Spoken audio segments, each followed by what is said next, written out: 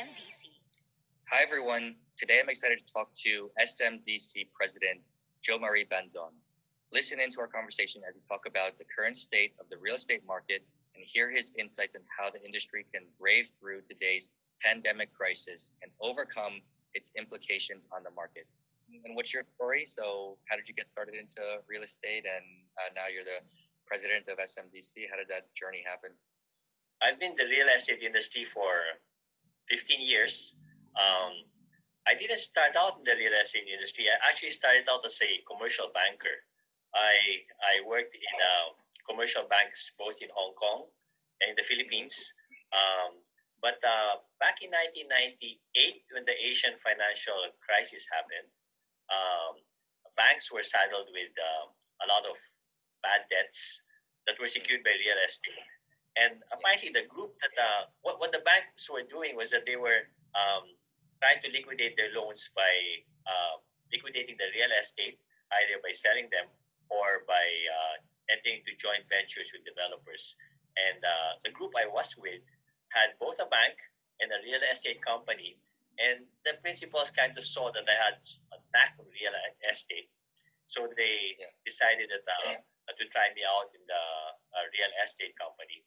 And I never looked back since. So quite a rewarding industry to be in. Quite happy doing real estate. Okay. So what made you want to come back really to the Philippines? Was it just because of the opportunity, or are there other reasons? When I went overseas, I didn't think I'd stay there that long. I'd always had plans of coming back. It took a little longer than I expected, but I'm happy that I came back. Great. And you're happy in the real estate industry? Your experience has been very much so. It's nice to create products like housing, which actually tailor fit to what the Filipinos want, and that the Filipinos always dream to have their own homes, and it's very fulfilling. To be able to address that market. Okay, great. And as the president of SMDC, what's like one question that you always get asked that you're tired of hearing? Okay. Actually, the personal question I always get asked is if I still run. I used to run a lot. I've actually run marathons. But as here in SMDC, it's been very difficult to run that much anymore. So I miss it, but then it's a trade-off. Yeah. Where do you find time? Do you usually run early in the mornings or what? I usually run at 4 a.m. Oh wow! Because I want to avoid the heat. That time it's still cooler, but not as much as I used to. Yeah, people keep asking me if I still run.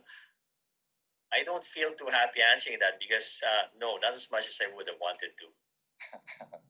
Very cool.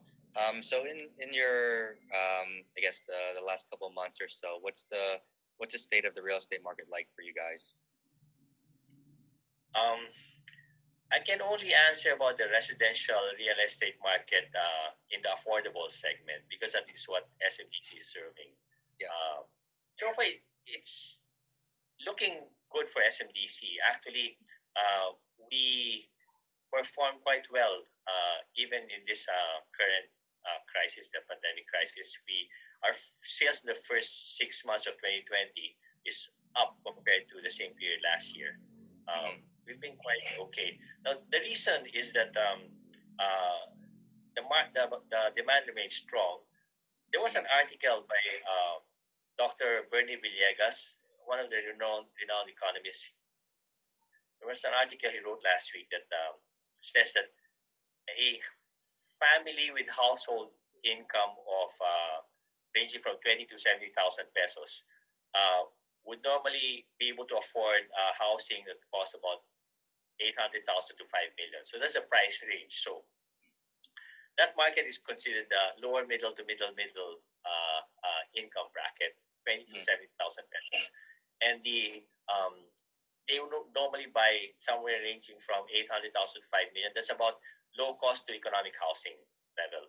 Now, that particular market segment represents about 36% of the 22 million households in the Philippines. So 36% means 8 million households in the Philippines are targeting the affordable housing market. Well, of the 8 million, only 3 million don't have their own homes. So that's the market that SMDC is serving, 3 million households.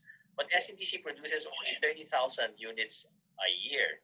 So 30,000 is only 1% of the demand of 3 million. So that's why our sales continue to be strong. If we can't sell with those kinds of odds, then we shouldn't even be in this business. Yeah? Yeah. Right. There's pandemic now, of course, it's affected everybody. A lot of the OFWs have been sent home, which is important to us because we up to 70% of our sales is to OFWs, so that when they get home, they get sent home, they lose their jobs. We should worry. However, even if 600,000 OFWs, that's the estimate, 600,000 of them will be sent home or have been sent home, there's still 10 million of them out there. 10 million, let me see, 30 billion US dollars estimate for 2020. 30 billion US dollars, that's lower than last year's 34 billion US dollars. Yeah? Yeah. But 30 billion is still 30. That's 1.5 trillion pesos. That's the kind of money that there is that can be directed towards real estate investment. So, to answer the question, the affordable residential market continues to be strong because the fundamentals are there, and there's a lot of money going around for that market. Yeah, it's definitely interesting. I think that you bring up a good point that remittances, while it's taken a dip, it still remains, one of the major, forces for the economy, and majority of that is still going towards real estate. Most OFWs are making their first investment back to the Philippines in the real estate market, which has kind of helped the properties industry stay afloat for so long and always been resilient, even through the many crises that have happened over the years. I think the property sector has been the most resilient. Have you also found that as well? Well, definitely. But we need to be sensitive to the fact that many of them have impaired income. So we need to adjust our payment terms to make it still comfortable for them. At the end of the day, everybody wants to own their own home. This is a Filipino dream. So we just need to make sure that we design our products to come up with something that they're looking for and have the features of that they're looking for and make it affordable. Yeah. Can you take this a little bit more into detail, like how you make it attractive for them? Like what are some of the the ways you make it attractive and affordable for people who have taken these hits financially? Like, can someone who's going to buy their first home, on that price range that you mentioned before in terms of their income, can they afford an SMDC property? Even if they're like a millennial. In terms of affordability, we have a product where you don't even have to give a down payment. You just pay maybe up to 20% for 4 years, which is actually quite comfortable. And then the bank takes out the balance, the 80% after 4-year period. So you just have to make that monthly amortization match their monthly income. We study that every time just to make sure that the products we come up matches the pockets of the cash flow of our buyers. Of course, we need to have the features that they're looking for in terms of location. It needs to be properly located, convenient. It should have the features that make them comfortable. Like we have very, very nice lobbies. We have the gym. We have swimming pool. We have a way of upgrade their lifestyles. So it gives them dignity and they're happy with the investment. Definitely. Yeah, it's I think it's something that the government has done to help stimulate the economy is keep lowering the interest rates with the central bank. I believe it's at an all-time low essentially now, and what that is doing is allowing for more lending to happen, and the banks I think are starting to follow in the sense that they're also starting to stabilize their interest rates, which they're offering to consumers. So it does offer an opportunity for someone who wants to buy a home or invest in a home, an opportunity now while the interest rates are staying stable and even lowered with promos from the banks. And I think that you mentioned before that you do offer a lot of amenities. And can you take us through your work, live, play, design philosophy that you have with your projects and how you minimize the carbon footprint? Well, the work, live, play. For work, location is very important. Many of our projects are located in CBDs or very near CBDs, very near their place of work. Or if not, it's near transportation hub. It's just their work is just one ride away. If like the trend now, you have work from home, they decide to work from home. We designed our units to have workstations. Even our common areas would have places where you can actually bring your laptop there and do your work there. We have very strong Wi-Fi. And then in terms of the live and play part, we have, like I said, we have very nice, very big lobbies, very comfortable, air conditioned, strong Wi-Fi, couches. It's actually designed like hotels, very elegant. And we have outside we have resort themed amenities, nice pools, very big gardens. And then on the play part, of course, we have the gym. We have certain of our developments have even basketball courts. So you can actually you can stay in your condominium complex and don't even go out, and you can do everything there already. It's also convenient because we always have a commercial strip, so that you can get your groceries, you can do your banking, even other services like spa and get a haircut. So yeah, so it's perfect in terms of the minimizing the carbon footprint. The fact that our developments are located very conveniently, we're always next to the malls and or schools or transportation hubs. You rarely have to use your car.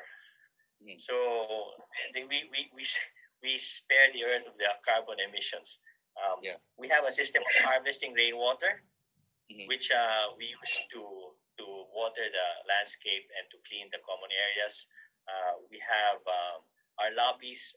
Our common areas, the elevator lobbies, have a lot of ventilation, a lot of fresh air. LED lighting, so we save a lot of power. So we follow the book on the green buildings to minimize the carbon footprint.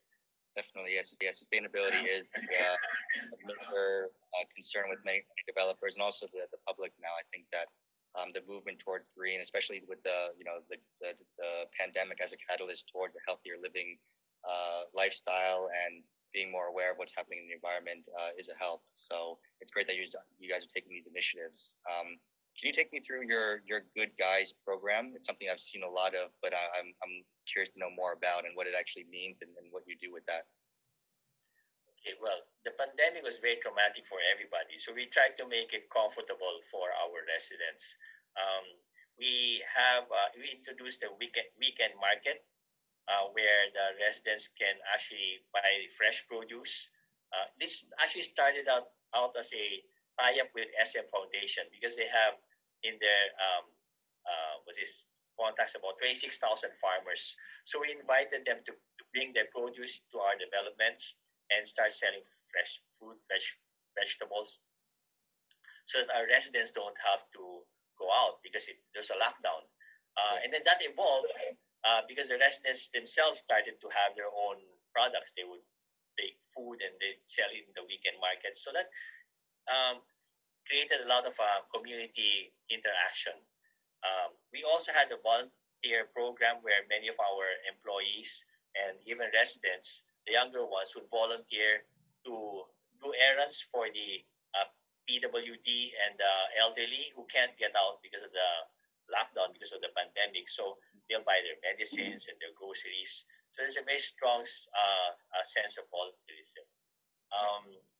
We also we offered webinars to our residents that would tackle all kinds of topics like mental health and wellness and exercise and cooking and even how to avoid cyber crime. So we kept them interesting. We also introduced. We tied up with the Red Cross. We had bloodletting. We had some medical missions and bloodletting, so that they would they would come to the developments, and many of the residents would donate blood, and we actually turned over a lot of blood to the Department of Health, which is very timely in this current pandemic crisis. Yeah. So throughout this pandemic, you guys have a number of launches that are happening. GEM Residences being one of them. Can you take us a little bit more through what GEM has to offer to people who might be interested in that project? GEM carries the features of traditional to SMDC projects. Like it's conveniently located.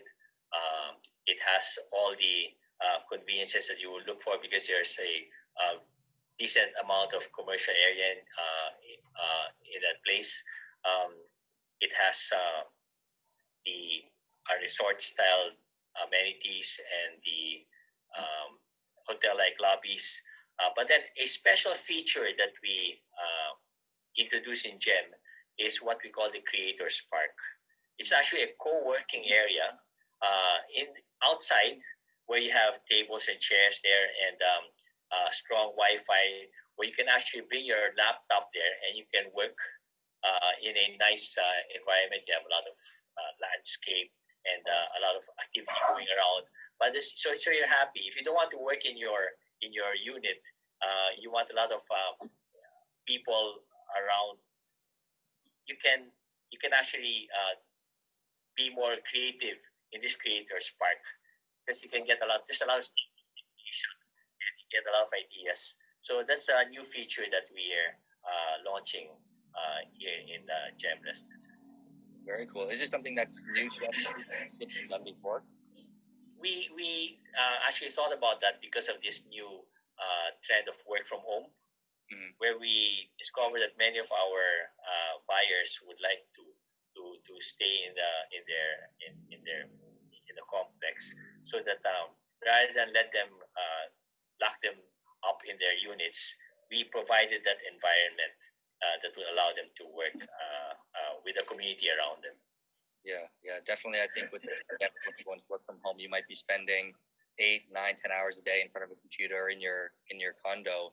To have that availability to go outside and get Wi-Fi, like you mentioned, and to be an outdoor space where you feel comfortable and safe, is something that I don't think many condos have, at least in Metro Manila. So it's a unique feature that you guys bring. When is GEM going to be launched? When is GEM going to be launched? We just launched GEM a month ago, and it's actually selling quite well. Oh, okay, very cool. And what's the range for prices there, and what type of units can you buy? About 6 to 7 million pesos per unit. Okay, great. Very. But we have payment terms that make it comfortable for them on a monthly basis. Great. Cool. And what keeps you motivated to keep launching throughout everything? You guys have been going to work ever since May. You said. So what's the what keeps you guys motivated to keep providing projects for the public? Well, the thing is, when the pandemic hit and the lockdown started in March, we continued to operate. We were able to continue to sell using the internet, so on. So that our inventory got depleted, actually. The problem was that while we would continue to sell, we couldn't get our permits because the government offices were closed. So we were worried that our inventory actually reached a level where we were not comfortable. So that fortunately, when everything reopened, we started to accelerate our launches. We are following. We actually have quite a big pipeline for this year. We've already launched 60 billion of inventory up to August, and we plan to launch another 80 billion up to the end of the year because we need to replenish our inventory. So since the market's been good to us, we have to make sure that we have the inventory to give our buyers choices. Yeah, it seems like it. You're catering to that backlog of housing that you mentioned before. That there's so many people looking for Yes. condos, places to live within that price range. And if you guys can't deliver, many people aren't able to, to move into their properties or find that perfect home for themselves. So you are catering to that market that's, looking to find that dream home in that range that you offer. So what's next for SMDC? What's next for you guys for the rest of this year and then moving forward? We expect that the inventory we're launching will be taken up quickly. So we still buy a lot of land, not only in Metro Manila and Luzon, which is actually where we've grown very fast, but also in the Visayas, the southern Philippines. We are creating new products. We've actually we're sensitive to the fact that many of our buyers, their incomes have been impaired because of this crisis. So we're coming up with even more affordable products. So with features that would address the current trends, like that would address work from home and social distancing and so on, so that our products continue to evolve to match what the market wants, and at the same time make it more affordable to make sure that the people who have less income now will still be able to afford to buy their homes. Yeah. Have you found that a lot of the OFWs have moved back to the provinces? Are they coming to Manila, or is it a mix of both? Or what have you kind of seen? Many of the, I think about 75% of the OFWs are based in the Luzon area. So that we've seen a lot of demand in our projects in the periphery of Metro Manila and in the southern Philippines and southern Luzon and central Luzon. So they've had to go back. But after this crisis is over, they'll be called back to the countries where they were working, because the Filipinos are the employees of choice of the world. They're very flexible. They speak English. They're intelligent. They're educated, and they have a very nice attitude. So these people will just be here for a few months, and then when things stabilize, they'll all be going back overseas. Yeah, exactly. We're confident of that. You can't go anywhere in the world without meeting a Filipino. There's Filipino communities everywhere you go in the world. More than 70% of our sales are actually to overseas Filipinos. Wow. So, how do you capture that market? How do you market abroad? How are you attracting or getting in touch with these people? We have a very wide broker network overseas. So they've been referring a lot of clients to us. During the pandemic, we discovered also that the power of internet online selling. So we gave a lot of funding to our sellers to set up their own websites and to boost their websites so they can reach a bigger market. So our sales comes both from our physical broker network and also through the internet. Oh wow, yeah, definitely the digital has improved or been a factor into why everyone's the late adapters have moved towards the e-commerce space because of the pandemic. So interesting that now it's not only about just buying clothes and shoes and things like that and groceries, but now even real estate has shifted towards the digital marketplace. So things like virtual tours and videos and professional photos are becoming even more important because people are making decisions based on what they've seen on the internet. Have you seen those trends happen as well? Well, yes, actually, we have our own version of. We're creating an interactive website that basically allows buyers to feel the showroom using the internet. So you have the 360-degree this view of our showrooms and transaction just using the internet. Is that something that you guys implemented recently, or is that something that's been ongoing for you guys? It's developing. We'll be rolling that out very soon. There's a pilot that we're testing, but then we continue to improve it. What we want is for the website to sell the Philippines and to sell real estate in the Philippines and give the potential buyer the capability to actually do the transaction just through the internet. Great. Yeah, I think that's a great initiative, and I think that it's going to help a lot of people find their perfect home, especially making use of the technology that's available to them. Great. So in closing, is there anything you'd like to say to our viewers? Anything that they can learn about SMDC from you in closing? Oh, well, we are actually appreciative to our buyers who continue to support SMDC, who continue to trust our brand. We assure the market that we will continue to come up with products with features that have what you're looking for. We continue to watch the trends to make sure that we offer products that will make it life comfortable to you, give you dignity, give you elegance, and that at the same time still be affordable. Great. Well, thank you so much for your time today and for all your information. And it's exciting to hear what SMDC is up to next. And hopefully we can catch up again soon. And maybe we're going to do a run one day together. Thank you very much, Kenneth. Thank you.